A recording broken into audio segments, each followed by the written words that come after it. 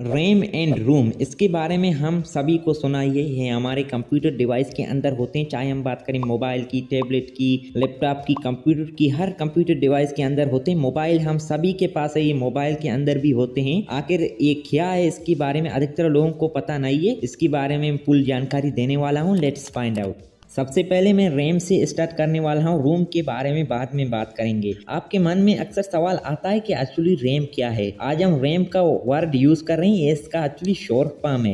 RAM का full form है random access memory. Random Hindi का मतलब होता है बेतरतीब, अनियमित। एक्सेस का मतलब होता है पहुंच, प्रवेश। मेमोरी का मतलब होता है याद, याददाश्त भी आप लोग कह सकते हैं, स्मरण।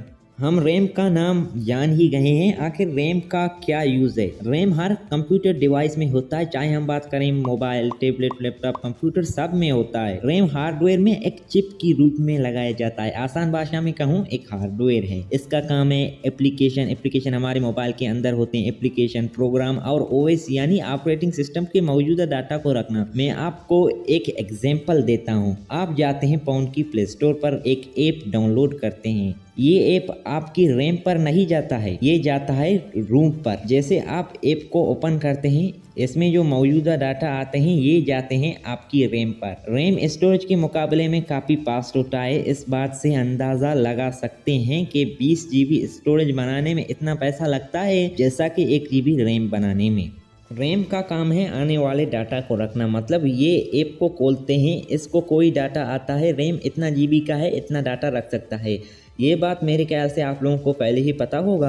अगर ये बढ़ जाए फिर क्या होगा? अगर ये बढ़ जाए, प्रोसेसर पुराने डाटा को करता है डिलीट, पुराने डाटा की जगह नए आते हैं। इसलिए रैम को ज़्यादा जोर पड़ता है, थोड़ा कंप्यूटर डिवाइस इंक करता है। ये बात पूरा सच नहीं है कि कंप्यूटर डिवाइस रैम कम होने पर कंप्यूटर डिवाइस इंक करता है। इसका कारण किसी और है, मतलब प्रोसेसर बेकार है। कंप्यूटर डिवाइस की रैम कम होने पर कंप्यूटर बैकग्राउंड में ज़्यादा एप्लीकेशन नहीं रख सकता है, एप्लीकेशन पहले से स्टार्ट होते हैं। मुझे उम्मीद है कि आपको अच्छी तरह समझ आ चुका है कि रैम का क्या यूज है और रैम क्या है। मैं आपकी नॉलेज को और बढ़ाता हूँ। अब चलते हैं थोड़ा गहराई में, आपकी नॉलेज को और बढ़ाते हैं। आपके मन में अक्सर सवाल आता है कि रैम केवल रैम होता है। मैं आपको बता दूं, रैम अलग अलग टाइप का होता है। अगर मैं कंप्यूटर के बारे में बात करूं, मोबाइल के बारे में बात करेंगे बाद में, कंप्यूटर में बहुत टाइप का रैम आता है। चाहे हम बात करें डायनामिक रैम की, HDR रैम की। कंप्यूटर में जो बेस्ट टाइप का रैम है DDR4, DDR5। DDR4 थोड़ा सा पुराना है।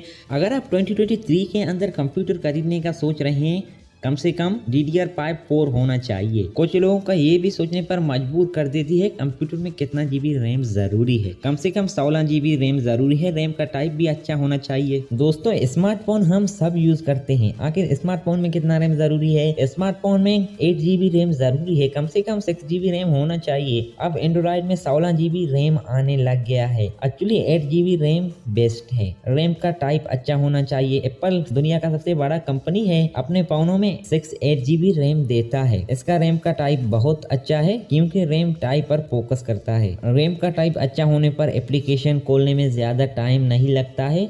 आजकल में स्मार्टफोन में ज्यादातर LPDDR रैम होता है। 2023 के अंदर फोनों में LPDDR5X रैम आ रहा है, लेटेस्ट है। अगर आप 2023 के अंदर फोन खरीदने का सोच रहे हैं, LPDDR5 और 4X होना चाहिए। 2023 के अंदर iQOO 11 OnePlus 11 में LPDDR5X रैम आया था। मैं एक बात बताना भूल गया, रैम की टाइप अच्छा होने पर ज्यादा देर तक बैकग्राउंड में एप्लीकेशन रख सकता है। फॉर एग्जाम्पल, अगर आप किसी ऐप को खोलते हैं, वो डाटा स्टोर नहीं करता है। अगर आप किसी काम पर जाते हैं, अगर आप रात को सोते हैं, सुबह तक उठते हैं, आपकी डाटा वैसा होना चाहिए, तो रैम पर टाइप पर ज्यादा ध्यान देना है। LPDDR5X की बारे में बात करूं, 20 घंटे तक बैकग्राउंड में रख सकता है एप्लीकेशन को। उम्मीद है कि रैम के बारे में आप लोगों को बहुत जानकारी मिले है। एक लाइक जरूर ठोकना। अब चलिए रूम के बारे में बात करते हैं। रूम का फुल फॉर्म है रीड ओनली मेमोरी। रीड का मतलब पढ़े या पढ़े हुए, ओनली का मतलब है सिर्फ, केवल। मेमोरी का मतलब मैंने पहले बताया, याद, याददाश्त, स्मरण। रीड ओनली मेमोरी का मतलब सिर्फ पढ़े हुए मेमोरी या रखे हुए मेमोरी। रूम अधिकतर इलेक्ट्रॉनिक डिवाइस में होता है। हर डिवाइस में अलग अलग टाइप का होता है। चाहे हम बात करें वॉशिंग मशीन की, वॉशिंग मशीन में भी होता है। प्रोजेक्टर की, माइक्रोवेव की, टेलीविजन वर्जन की ऐसे डिवाइस में प्रोग्राम या डेवलपर दोबारा डाला गया, ऐसे हम मिटा नहीं सकते, ना ही हम हटा सकते हैं। ऐसे प्रोग्राम रन करने के लिए दिए गए ताकि प्रोग्रामिंग के जरिए अपना काम करें। अगर मैं कंप्यूटर डिवाइस के बारे में बात करूं, जैसा कि मोबाइल, लैपटॉप, टैबलेट, कंप्यूटर, तकरीबन हर कंप्यूटर डिवाइस में थोड़े मात्रा में रोम शामिल होता है। अगर रोम ना होता तो हमारे लिए मोबाइल चलाना इम्पॉसिबल होता, क्योंकि हमारे मोबाइल में ओएस यानी ऑपरेटिंग सिस्टम वगैरह जो भी देख रहे हैं और इस्तेमाल कर रहे हैं, यानी हम अपने मोबाइल स्क्रीन पर कुछ भी देख रहे हैं, ये सब रोम में शामिल होता है। रोम में वो प्रोग्रामिंग होते हैं जो कंप्यूटर डिवाइस में हर बार ऑन करने, स्टार्ट करने या दोबारा परफॉर्म करने में इजाजत देते हैं। हर डिवाइस के अंदर रोम जरूर शामिल होता है कंप्यूटर डिवाइस के अंदर, जिसमें शुरुआत में प्रीमियर होता है। प्रीमियर अधिकतर लोगों को पता नहीं है। अब पूछोगे ये प्रीमियर क्या होता है, मैं आपको बता दूं, प्रीमियर से मतलब है सॉफ्टवेयर की एक किस्म है जो खास तौर पर हार्डवेयर में एमिटिंग करने के लिए डिजाइन किया गया है। डिवाइस की मूल कार्यों को कंट्रोल करने के लिए जिम्मेदार है, जैसा कि इनपुट आउटपुट पर ऑपरेशन का इंतजाम करना, दूसरे आलात के साथ बातचीत करना और इसकी ओवरऑल फंक्शनलिटी को इन्फोर्स करना। मैं बार बार कह रहा हूँ कि कंप्यूटर डिवाइस के अंदर सब कुछ है और रैम में शामिल होता है। कंप्यूटर डिवाइस की बूट प्रीमियर को बुनियादी इनपुट आउटपुट सिस्टम को BIOS कहा जाता है।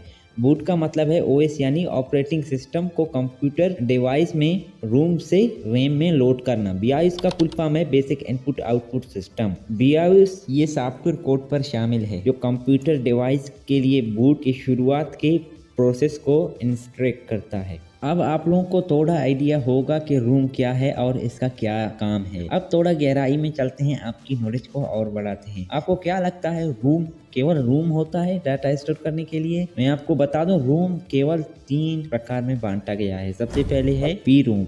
पी-रोम का फुल फॉर्म है प्रोग्रामेबल रोम। पी-रोम केवल एक बार डाटा को रख सकता है, फिर इसे मिटा या हटा नहीं सकते हम। मैं आपको एक एग्जांपल देता हूँ। हमारे फोन में एंड्रॉइड OS यानी ऑपरेटिंग सिस्टम पहले से होता है, इसे हम मिटा नहीं सकते क्योंकि ये पी-रोम में रखा है।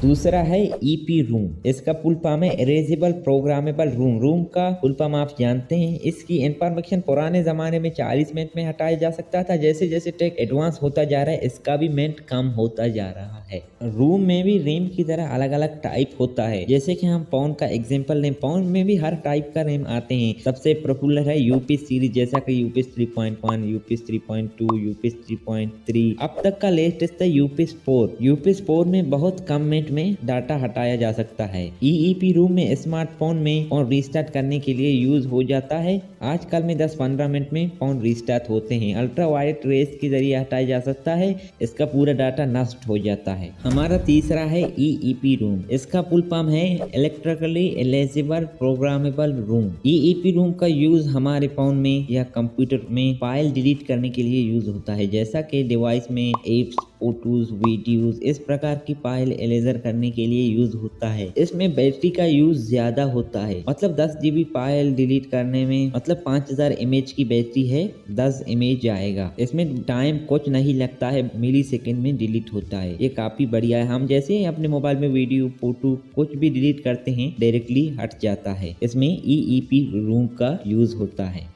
दोस्तों, उम्मीद है कि रैम और रोम के बारे में आप लोगों को बहुत जानकारी मिली है। रैम वर्सेस रोम इसका कंपैरिजन भी करते हैं। देखिए, हमारे मोबाइल में हम एक बार में निकाल दें, उसका चलाना इम्पॉसिबल है। Rome and RAM. रोम एक वेसल की मिसाल है, जैसे कि आप खाना तैयार करते हैं, वेसल के जरिए तैयार करते हैं, फिर आप खाते हैं प्लेट के जरिए। रैम मतलब प्लेट है, आप उसके जरिए खाते हैं। उम्मीद है कि आपको रैम और रोम के बारे में बहुत जानकारी मिली है। लाइक जरूर ठोकना। चैनल भी हमारा नया है, प्लीज सब्सक्राइब कर दे, आपका कुछ नहीं बिगड़ने वाला सब्सक्राइब करने में। आज की इस वीडियो में बस इतना ही, यही से खत्म करते हैं। See you in the next video. Bye bye, मिलते हैं अगली वीडियो में। तब तक अपना ख्याल रखिए।